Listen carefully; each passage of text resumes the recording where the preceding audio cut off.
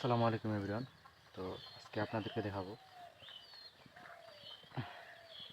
আবারও পানের ভিডিও নিয়ে হাজির হলাম। তো এর আগে কিন্তু আপনাদেরকে পানের ভিডিও একটা দিছিলাম, দুইটা দিছিলাম। তো আজকে একটা পানের ভিডিও আবারও দিলাম। তো আপনারা হয়তো বা মনে করতে পারেন যে ভাই আর ওইগুলা ভিডিও কতবার দেবেন। না ভাই, দেওয়ার একটাই উদ্দেশ্য আমার, শুধুমাত্র আপনাদের জন্য, আপনাদের সুরক্ষার জন্য। বিশেষ করে যারা পান লাগাচ্ছেন, অবশ্যই ছাগল গরু কে অবশ্যই যেন না মুখ দেয়। মুখ দিলে কোনো পান দেবে না, হবে না। এই যে ছাগল গরু দেখতে পাচ্ছেন, গরুগুলো আর এই ছাগলটা, হ্যাঁ, তো পানে কিন্তু মুখে দিলে কিন্তু পান একবারে হবে না। আর পানের গাছে কিন্তু ছাগল থেকে অনেক খাইতেও পারে, পশুর কথা বলা যাবে না।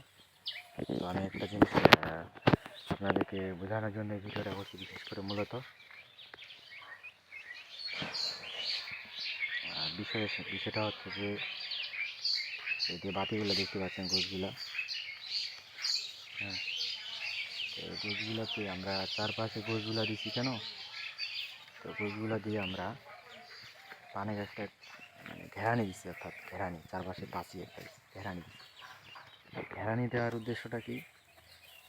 এই যে পশুগুলো আছে, গরু ছাগলগুলো, তারা যেন এখানে না আসতে পারে। না আসতে পারে বলাটা ভুল হবে,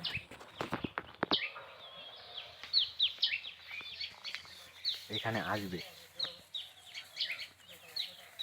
এখানে আসবে, খাবেও, বুঝছেন? এদেরকে বাধা দেওয়া যাবে না।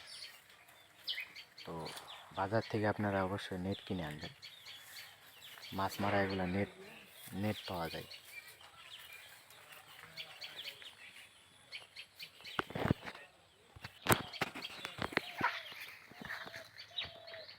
ও তো বাঁচবে। মূলত আপনারা দোকান থেকে আপনারা নেট কিনে আনে অবশ্যই পানের গাছে ঘেরানি দিবেন, সুন্দরভাবে বাঁধ দিবেন, যেন কোনো ছাগল গরু যেন না খেতে পারে।